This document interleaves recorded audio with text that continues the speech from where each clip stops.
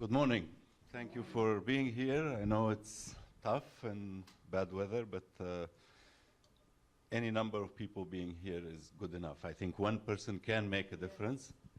And a lot of times people are reluctant, okay, well, why should it be me? Because it has to start somewhere.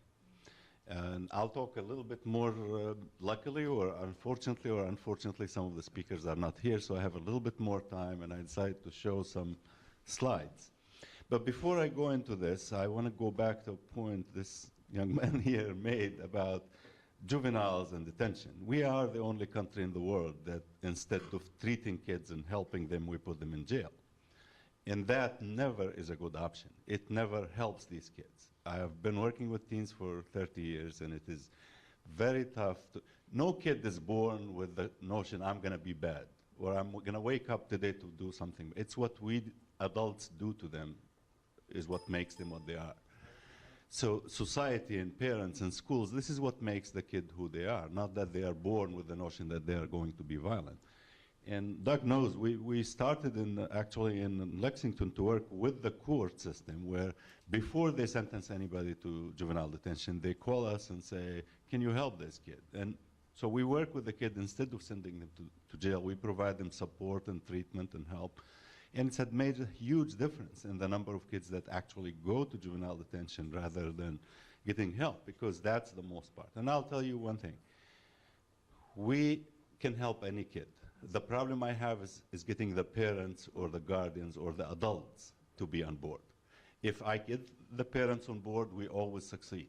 When we fail, when we cannot get the parents on board. Not because teenagers are just asking for help. And if you can provide it for them and be with them, then they're going to do fine. So I'm going to talk about suicide, mainly because, like we mentioned, everything is, harassing is violence. Killing people is violence. Bullying is violence. Abusing people is violence. And suicide is one of the highest forms of violence anywhere. Can you do the slideshow? Okay, so if we can stop here, I'll move the slides from here. Well, I can't see, all right. But the leading, this is not the show, hold on, let me do this. Okay, all right. Is there a remote somewhere or just this? That's fine, I'll move it. So very few people actually understand how bad or how widespread suicide is. And this is just, can we dim the lights a little bit? If you look at the causes of mortality, causes of death in the United States, yeah, okay. So if you look at the people who are ages 10 to 24 compared to adults, you can see that accidents are the highest level, but then homicide and suicide, that's nationwide. In Kentucky, this thing is reversed. Suicide is much higher than, it's almost 3 to 1. As a matter of fact, last year was 46 suicides for 7 homicides among teens. So it's a lot higher level of suicide. So it's the second or third leading cause of death worldwide among young people.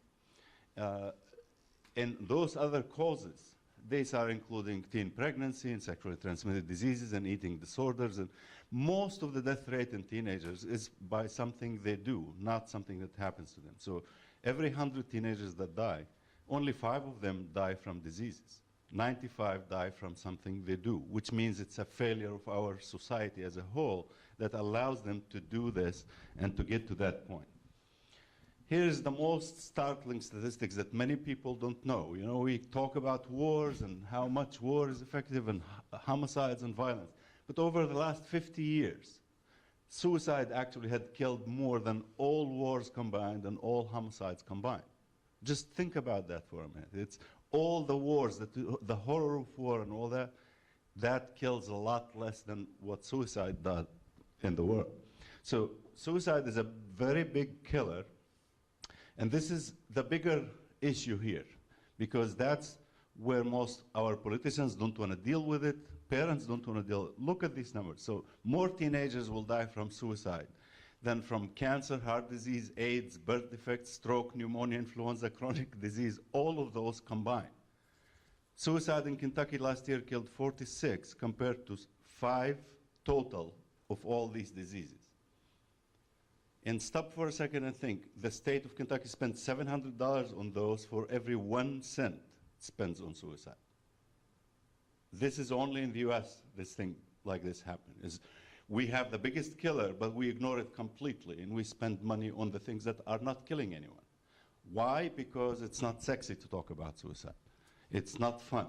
You know, when I go talk to legislators and think, oh, I don't want to run my campaign for election about suicide. It's a lot easier to talk about diabetes or cancer. And I'm diagnosed, I've been working on suicide prevention with a grassroots program for 14 years. We've helped over 20,000 kids. We never had a penny of funding. If I do something for diabetes or asthma, we'll get funding tomorrow. But that's not helping anyone. It's just to make you feel better. Well, it makes me feel better to help kids, actually really help kids who would have been dead otherwise. I get almost 200 emails per day from kids who are suicidal or feeling bad, and you need to help them. This is what we need to be paying more attention to. If you add all suicides, like adult suicide, and every single day in the United States, 87 people die from suicide. If you stop and think about it, imagine a plane with 87 passengers crashing every single day, and think how would we react as a society. You'll have laws and bills passing every single minute, but because it's suicide, it's not sexy to talk about, we don't talk about it. It continues. 30,000 people die every single year from suicide, and we continue to almost do nothing about it. So in the United States, about young people, we basically lose 5,000 people every single year to suicide. 5,000.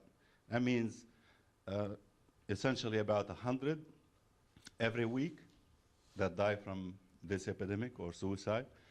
And have in mind that for each completed suicide, there are about 20 to 80 attempted suicide. So if you have 100 dying every week, multiply that by 20, and that's the number of people attempting every week. And suicide attempt is also a huge cost and burden, and in terms of financial and social and all this in our society. There are 4,100 attempts are made by the people every single day. And we are talking only about 10 to 24, not about the whole group. That's every single day. In 2011, the state of Kentucky Medicaid and Medicare program only paid $29 million to treat kids for attempted suicide. If we put 1/10 of this in suicide prevention, we can make a much better difference than wait until they attempt and then try to treat them, because treatment doesn't bring them back. Once you're committed suicide, you're dead. We can't do anything about it. We need to do before that happens.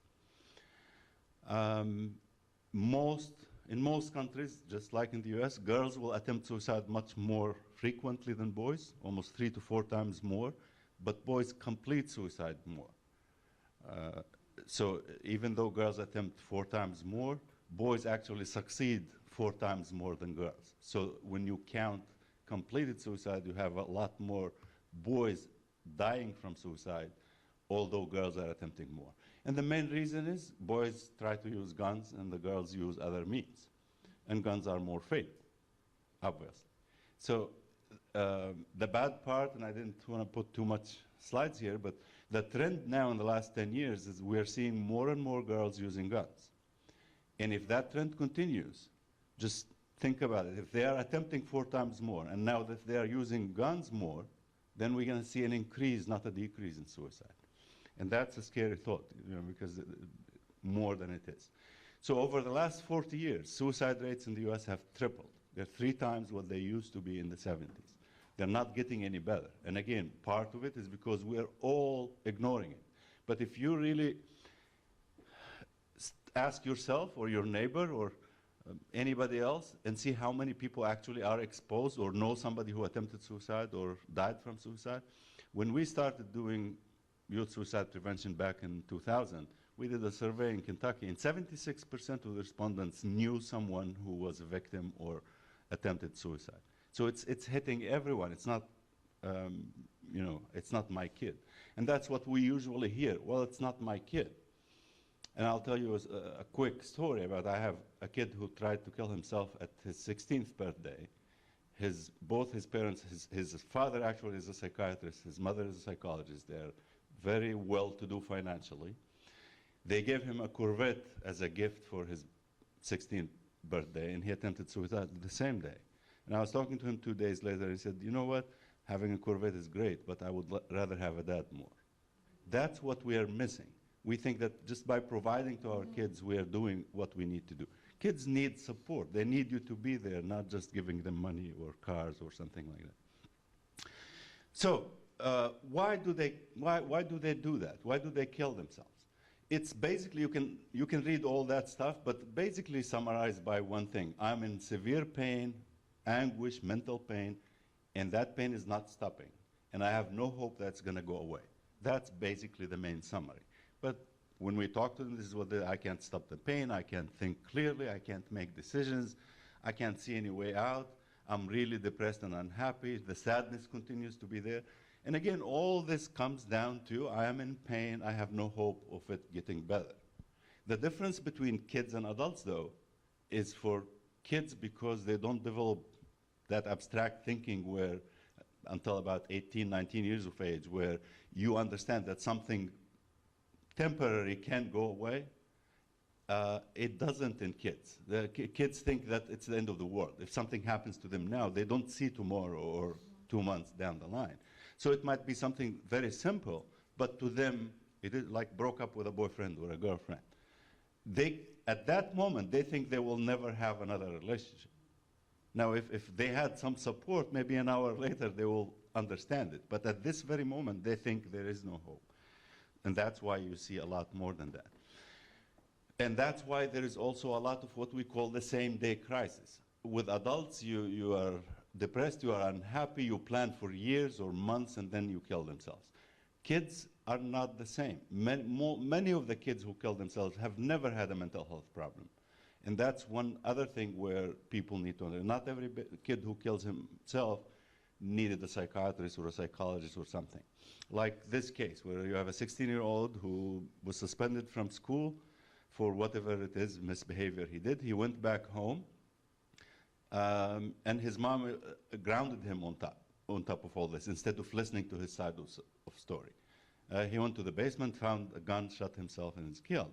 So two factors. One is the mom didn't actually bother to listen to him, and second, having an access to a mean. If there was no gun, he wouldn't be dead. And that's another point. I'll talk about it a little bit more. This is another case, a 17-year-old kid who was bullied at school, and one of the bullies told him, why don't you go home and shoot yourself? Nobody will miss you.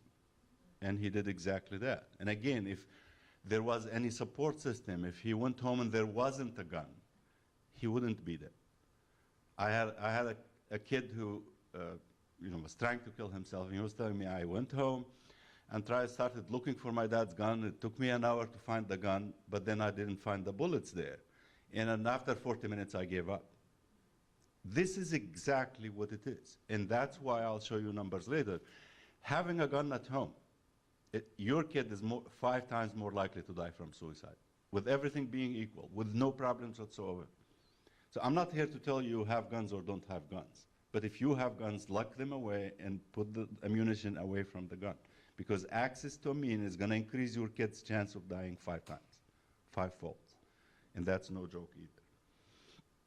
This is the percentage of kids who never had any mental health issue. They just, something happened today, like bullied or broke up or something. So 33% of our kids who are 17 or under who killed themselves with that same day. That, again, having access to a mean or something that happened to them that particular day. Not a long-term mental health issue. So the difference, again, is that kids are more impulsive, and if they have access to a mean, then that plays a critical role. And if we restrict that access, or if we provide more support, then they are more likely to survive and live longer. A lot of these issues are, most of these kids will die from gun that's used by the parents or owned by the parents. They don't have their own gun or something like that. All right? So these are startling numbers that I'm going to talk to you about, because very few people know about them. So what if I'm a physician, as a physician, if I see a teenager and I want to estimate what's the odds of this kid's killing themselves? So if they have been discharged from a psychiatric hospital within the last week, their odds are 280-fold higher. That doesn't mean that the reason is the psychiatric hospital. It's a combination of issues. It's the depression itself. It's the problem that they had that led them to go to the hospital, but also because our mental health system is in shambles. I mean, these kids are admitted to a hospital. They will keep them 5 days, 6 days, 7 days, put them on lots of medications, and send them with no follow-up. And I had a kid last year who was discharged on a Friday afternoon with nobody bothering to check who is at home. Both her parents were out of the country.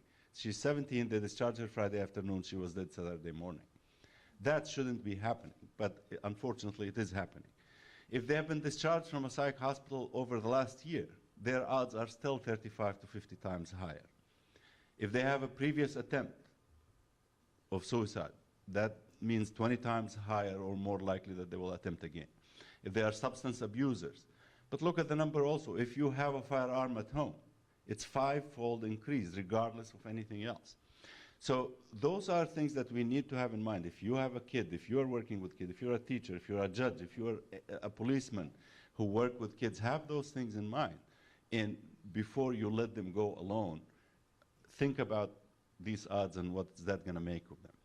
So really to reduce suicide, for that matter to reduce violence, to reduce anything, I will tell you from now, with respect to Doug and to myself about this, nothing works if you target preventing one issue in teens. There is nothing in teenagers that's separate. Suicide prevention, violence prevention, pregnancy prevention alone don't work.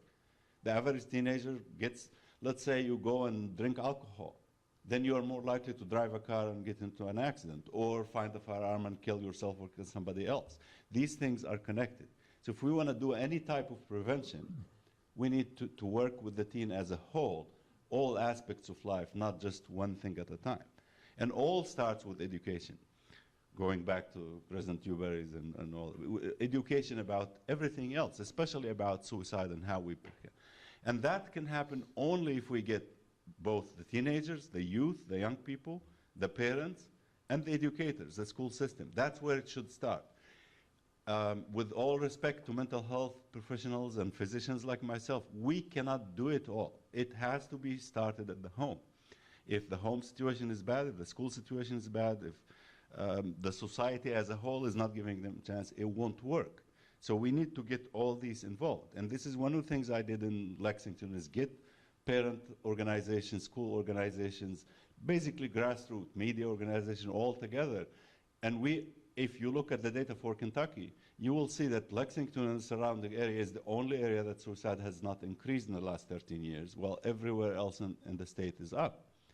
And again, we are doing that with no funding for 11, 12 years. If we had any resources, we'd probably do way more than we are doing now. So what can we do? First of all, we need to get rid of the myths, the nonsense that people keep repeating and think it's true when it is not. Educate people about what to look for and how to watch for and how to help these kids. By talking like this, using the media, using church sponsors groups, civic organizations, which is not that hard to do. It just needs people who are willing to do. We need to get rid of the notion that if you talk about it, they will do it, because this is what our politicians use all the time. If you talk about suicide, they will do so. If you talk about sex, they will go have sex. No, they don't. The more knowledge is more power. And I can show you hundreds, if not thousands of studies showing that. I challenge anyone. I went to the legislature and challenged them the same thing. Show me one study that says that if you talk about it, they'll do it. There isn't any. It's the more power, the more knowledge you have, the more power. So that myth is gone, and we need to get rid of it and understand that, no, we need to talk about these things. The other myth is that if somebody is just talking about suicide, they're not at risk. That's not true. If they're talking about it, they're thinking about it. And if we ignore it, it will go there. And the third one is, it's impulsive and there is nothing you can do. Not true. Those kids that I showed you, the two examples, if somebody had talked to them before, where, like what we do with our teens in the clinic there, is if you get bullied this way, we prepare them ahead of time, that if something happens, hey, you have a support system. rather than go look for something else. And that's when I mentioned emails, those are the type of emails I get. Is a kid really feels bad, can't talk to his mom or his dad because they won't understand or something. And some of them tell me, I know it's 2 in the morning and you're not going to read it, but I know you care, and just writing it already made me feel better. And that's the difference. That's really how they survive. Then we work with them further and give them more resources and more way to handle these things and do better. So if you see any suicide, any kid you know who is talking about suicide, any kid who already attempted suicide, any kid who feels really not himself, different, out of character behavior, and I'll talk about these things in a minute in more detail. So if they're saying something like I would be better off dead, or you won't have me much around, much longer, or I wish I was dead, or I'm going to kill myself, take that seriously. It isn't a joke. And this is for also the youth. You guys, the young people, you need to be supportive to your friends. When one of your friends is saying that, take it seriously. Talk to someone about it. If they are doing things that they attempted suicide in the past, like 1 out of 3 completed suicides are not the first attempt, usually. So they have tried before. But of course, there are people who never attempted, and so there's always going to be a first one. But those who have attempted are at higher risk. And there is no such a thing as half-hearted. Teenagers don't understand what is fatal and what is not.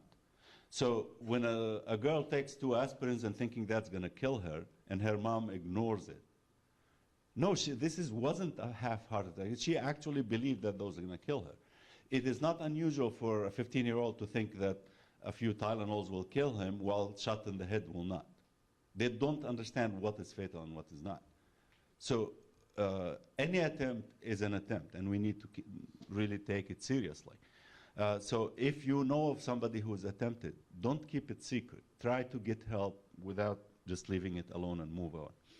If your kids start doing things that they're not usually doing, like changes in attendance to school, problem with academic performance, they were an A student and now they are not. If they are not completing their assignments, if they're not showing any interest in something that they used to love to do and no longer want to do, they're not taking care of their makeup or clothes or whatever. If they stop talking to their classmates that they usually liked or had a relationship with them, they're more irritable or more aggressive. They're talking too much about death and suicide, and they look desperate and sad. Or they stop eating, or they start eating all the time, or they stop sleeping, or sleeping all the time. Any type of significant change. The average teenager will change their mood every hour. If your kid is changing their mood nonstop for 8, 9, 10 hours the same way going, that's not normal. Quick changes, rapid changes are normal. Persistent changes are not. And that's what we need. We can't just say, oh, it's just being a teenager. If they're starting to make final arrangements, like giving away their prized positions, they're giving their driver's license, their whatever collection they had, they're making the rounds and visiting friends and saying goodbyes, or talking about funeral plans and who's going to be there. Those are significant signs, and you can't ignore those and move on. And be prepared for questions, or for the moment you realize that your friend or your nephew or niece or your student, if you're a teacher, is at risk for suicide. If you have any doubt, stick with them and ask for some professional help. Many times you alone can help these kids, but sometimes you're going to need more than that. But basically, there are simple things that you need to remember, like be neutral, not judgmental when you want to talk or listen to a teenager, but also be supportive at the same time. Put the issue of suicide on the table if they are talking about it. It's okay, talk about it, ask them about it, verbalize their suffering, or let them verbalize it. But most importantly, listen. First, listen to them. What are they trying to say? Then you can ask about what else has happened. I will tell you the most common example in this country. Your daughter comes back from school and she's feeling awful and says, my life is over, I just broke, my boyfriend just dumped me and it's the end of the world. And I can tell you 99% of the mom, their response is, oh, there's another fish in the sea, you're going to have another one tomorrow. And that kid goes and tries to kill herself that day. Because to her, it is exactly that, the end of life. She's not going to have another one. But if this mom did something different, like, I'm sorry that happened, let me give you a hug and let's go commiserate together or do something together, that kid is alive and fine. And 5 hours later, she will realize that, yeah, maybe I will have another one. It just passes. Boom. So they need support at that particular moment where they're not feeling good. Most teenagers will communicate their suicidal intent. About 80% of them will say something or do something to allow people to help them because they really want help. They're not about dying. They don't want to die. Females usually tend to display more internalized behavior. They will shut themselves down. They'll stop using makeup. They will stop being interested in things. Males usually externalize or start misbehaving or fighting and being more angry or more irritable. They will start saying statements like this: no point in going on, I can't take it anymore, I have nothing left to live for. Any type of these statements is important and should be taken seriously at that time. What you can say as an adult or as a friend, as teenagers, are simple things like, I'm glad you told me, I want to help. You know, I'll find somebody else to help. I'll stay with you until we find help. Very simple things. Like I tell you, over the last, well, since October of 2000 until now, I probably dealt with 22,000 kids who were at risk for suicide. And 90% of the time, I did not need to do anything more than being there for them, supportive and showing that I care and I'm with them to do what is needed. They do not need medication or admission to hospitals or any of that. And that anybody can do. It doesn't need you to be a physician or a psychiatrist or anybody else to do that. The bad things that you should avoid to say is things like, it's just a phase, or you'll snap out of it, or things that make them feel even worse, like stop being selfish, or you're just trying to get attention. Yeah, they are trying to get attention because they are suffering and they want help. So it's okay for them to try to get attention. Or the worst part, when somebody tells them just get over it. Well, if they know how to get over it, they will get over it. They just don't know, and that's why they need your support. You should never try to let them bargain you out of getting the, and that's for the young people here. Many of your friends who are like that, they will tell you how bad they feel, but they will ask you not to tell anyone. That's the one thing you want to avoid. Don't let them bargain you out of helping them or finding somebody to help them. Be careful with you know, things like suicide contracts or no suicide contracts. I don't know if you know what I'm talking about, but a lot of psychiatrists or psychologists, they will tell you, sign this contract that you're not going to commit suicide after you leave. And there are points for that and points against it. My personal philosophy is, my relationship with the teen is about trust. And if I want that kid to trust me that I'm there because I care about them and want to help them, if I ask him to sign me a piece of paper, I'm telling him I don't trust you. How do I expect him to trust me? So I never do contracts, ever. And you know, hopefully it will continue, but we never lost a kid that we worked with. Mainly because it's more about support and trust, not about signing contracts. But if somebody feels differently, that's fine. There are about 50% of providers, mental health providers, still work with contracts. That's fine. Don't threaten them. That's one of the other things. You know, don't threaten your friend or your nephew or your niece or your student that if you don't do that, this is what it is.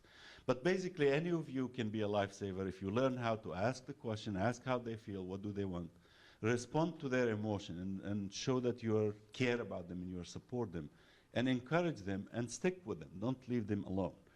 For the most part, you either can help them or postpone the act. And in teenagers, if you postpone it 5 hours, 10 hours, that's life and death difference. So you can actually do a lot of this your own.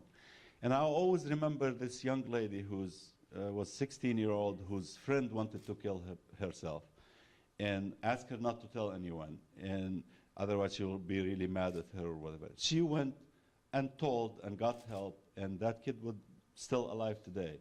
And this Kelly who got the wrath of her friend said, I would rather have a mad friend than a dead friend. And I think that is the biggest issue we need to remember, especially for young people. It's always better to have a mad friend than a dead friend. Now I'll stop here and answer any questions for you. And I want to remember the adults in the group that we need to stop in this country treating kids as they're a problem to be solved. Teens have a lot to offer. They are a resource that we can develop and make our future, not a problem that we need to solve. Thank you. Wonderful. I got a few questions. Anybody in the audience have a question? Right here. Doctor, what kind of stance can we make against the social media who promotes violence and suicide? Specifically, the issue that I had was back in September of last year. I was working with a teenager through Facebook who posted a suicide note. I followed the authorities and got him to a position of safety, found out that this was a regular occurrence with him. His significant other got very irate with me, very angry, said that if anybody, I should be the one who was hospitalized because I'm more likely to commit than he is. And then about 3 days later, after his significant other was still hospitalized, he posted a video of him being in pain, a very dark song in the background, and physically cutting himself on that open video. I immediately reported it to the authorities, reported the video to Facebook, and Facebook allowed the video to stay on because it did not deter their standards for suicide. And I mean, when he's blatantly cutting himself open, drawing blood, how does that not violate the standards? Well, there are a lot of good things that come out of the media, and there are a lot of bad things also. In Europe, for example, we already have hospitals where for internet addiction, where actually put people for 6 weeks or more for rehab. We still could not get the US to classify that as a disease. The European Union government 7 years ago put 60 million euros to investigate that and develop guidelines. So we're way behind in this. But directly to your questions, there are two parts of things, self-harm and suicide. Self-harm does not always mean suicide. A lot of kids who do self-harm, like cutting or pulling hair or something, they do it because they are in pain. And they're in pain that they don't know how to combat that anguish or mental pain, especially victims of sexual abuse and other things. And what happens when they cut themselves or pull their hair is your brain dumps something called endorphin, which is a chemical that's very similar to morphine. So the more you do this, you become addicted to that. And this is your only relief. You hurt yourself, you cause physical pain, that dumps endorphin, and that relaxes your brain, and the mental anguish goes away a little bit. The problem with it is most people don't know, again, what's fatal and what is not. I had a kid like what was not trying to kill herself, but she cut herself here, ended up cutting her jugular vein. So those things do happen. And that doesn't mean we need to ignore them and not help them. They're always at risk. If not for immediate suicide, they're at risk for repetitive or recurrent behavior like this that can take their life sooner or later, or even if it's an infection or whatever. So from my standpoint, you did the right thing. From Facebook's standpoint, oh, how much people can they get hits on that place? That's why to them, well, that doesn't mean the standard for suicide. It's just a little blood. I mean, remember a couple of years ago, they showed actual suicide. So we can't trust the social media to do what's right and what's wrong, because their main purpose is making money. They could care less about who dies and who doesn't. It's up to us. And if you feel that you did the right thing, you should care less what the girlfriend thought. Because if I care about what do you know how many parents hate my guts because I'm helping their kids? That's their problem. I don't care what the parent's going to think if I'm confident that this kid needs all the help that they can get. But I can tell you, almost 100% of the parents who have anorexic kids don't believe that it's a disease. And if I rely on them, these kids will be dead. Anorexia kills between 5 to 50% of anorexics will die from the disease. And if you continue to treat it as it's not a disease, they will die. So There are times where, you know what, whatever they want to think, let them think. You do what's the right thing to do. You know, I live on that theory, you know, I'd rather them be mad and alive than Exactly. dead, but it just.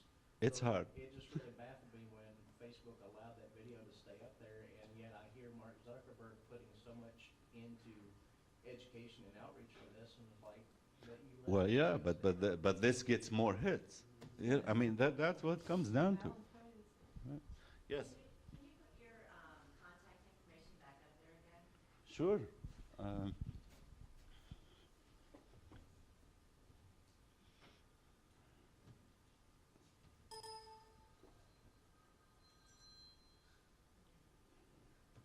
Come on, where did it go?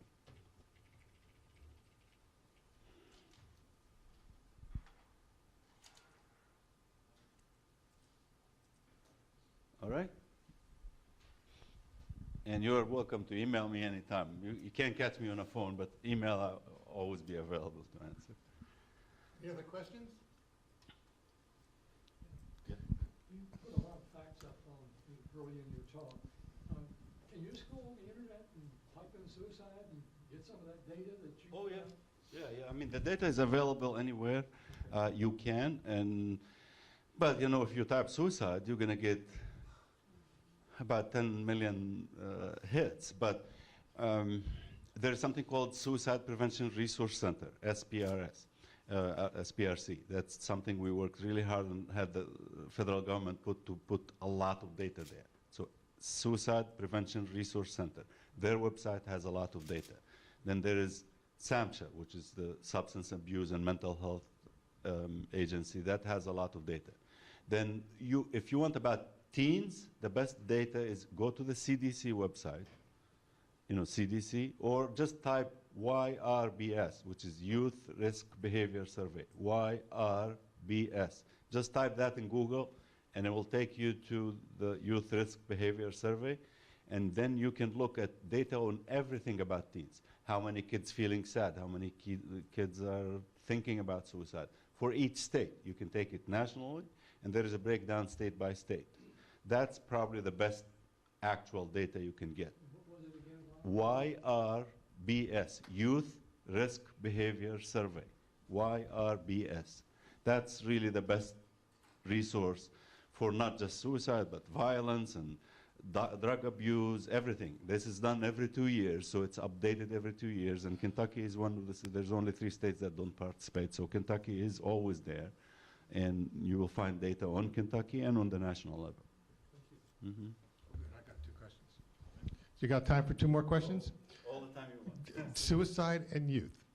So does suicide disproportionately affect youth, and is it just America or is it worldwide? So suicide disproportionately does affect youth, 10 to 24 age group. Like you said, it's the second, like I showed you before, or the third leading cause of death. That's a very high level. The next higher group is single men over 65. But this is the highest group. Now, Second is 65. single men over 65. Right? So among youth, depends where you live. There are countries that they have culturally encouraged suicide, like Japan, for example. So they have higher rates than us, than the US. New Zealand has the highest rate of youth suicide in the world. And as you might be aware, I've been working with them for the last 3 years and we already are, this is the amazing thing, is the difference between here and there. I can't get anybody to help from government agencies. In New Zealand, the government jumped in immediately when we offered how to help. And we are already seeing reduction in just 3 years of work.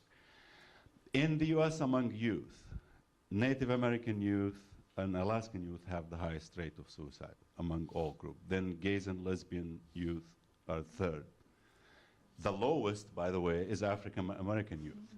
And part of the reason is most African American kids, despite all the poverty and the problem and the discrimination, still have family unit. And if the family is not there, there is a neighbor or a cousin or some. So there is some adult support which helps reduce suicide. So Native Americans, Alaskan, white upper middle class, this is the highest rates. Yeah.